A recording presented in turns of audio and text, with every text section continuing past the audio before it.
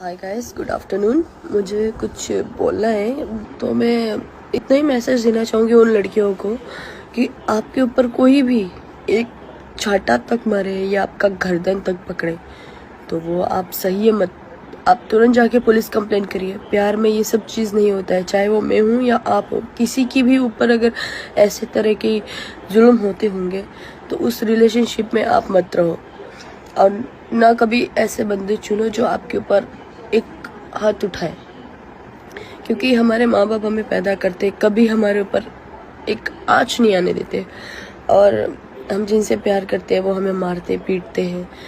तो ऐसा तो प्यार नहीं चाहिए। इससे बढ़िया है कि आप प्यार ही मत करो।